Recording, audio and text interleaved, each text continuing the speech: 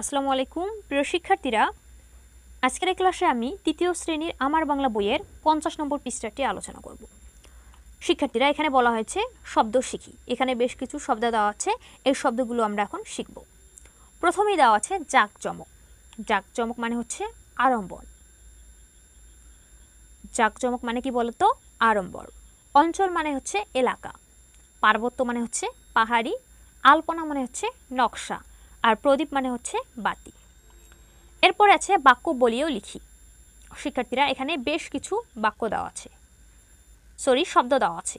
এই যে চারটি শব্দ দেওয়া আছে, এই শব্দ দিয়ে আমাদেরকে এই যে ফাঁকা জায়গা, এখানে বাক্য লিখতে হবে। তো শিক্ষার্থীরা, প্রথম শব্দটি হচ্ছে উৎসব। উৎসব দিয়ে এই খালি জায়গায় একটি বাক্য তৈরি করতে হবে। আমরা উৎসব দিয়ে বাক্য তৈরি করি। মুসলমানদের প্রধান উৎসব ঈদ। এরপর আছে বরণ। বরণ দিয়ে একটি বাক্য তৈরি করতে হবে। পহেলা বৈশাখে নতুন বছরকে বরণ করে নেওয়া হয়। এরপরে আছে আলপনা।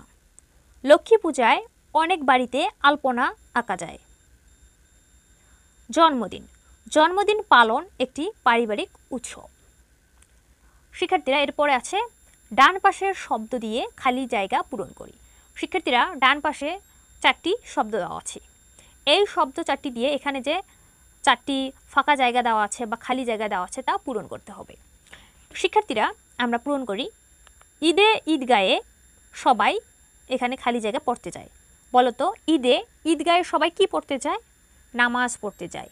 তাহলে আমরা এখানে লিখব নামাজ। এরপরে ফাঁকা জায়গা, বাংলা বছরের প্রথম দিন। বাংলা বছরের প্রথম দিন এখানে কোনটি হবে? পহেলা বৈশাখ। পহেলা বৈশাখ বাংলা বছরের প্রথম দিন। এরপরে হিন্দুদের সবচেয়ে বড় উৎসব। বলতো, হিন্দুদের সবচেয়ে বড় উৎসব কি? দুর্গাপূজা। আমরা এখানে লিখব দুর্গাপূজা। এরপর সন্ধ্যায় প্রদীপ জ্বালানো হয়। সন্ধ্যায় প্রদীপ জ্বালানো হয় বৌদ্ধ পূর্ণিমায়। এখানে লিখব বৌদ্ধ পূর্ণিমা। বাম পাশের সাথে ডান পাশের মিল করি। এখানে যে বাম পাশে লাইনগুলো দেওয়া আছে তার সাথে ডান পাশে যে শব্দগুলো দেওয়া আছে তার মিল করতে হবে। তো আমরা মিল করি। প্রথমেই আছে মুসলমানদের প্রধান উৎসব। বলতো, এই দিকের কোন শব্দটি হবে? শিক্ষার্থীরা, এই লাইনের সঙ্গে আমরা এদিকের এমন একটি শব্দের মিল করব যেন এই শব্দটি মিল করার পর পুরো লাইনটি বা পুরো বাক্যটি সঠিক মনে হয়। ঠিক আছে, উল্টাপাল্টা যেন মনে না হয়।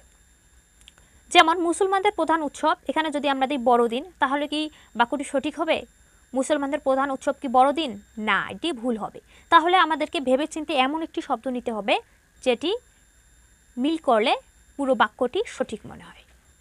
তাহলে মুসলমানদের প্রধান উৎসব ঈদ। তাহলে আমরা এটার সাথে টান দিয়ে মিল করব এই ঈদের। এরপর আছে হিন্দুদের সবচেয়ে বড় উৎসব।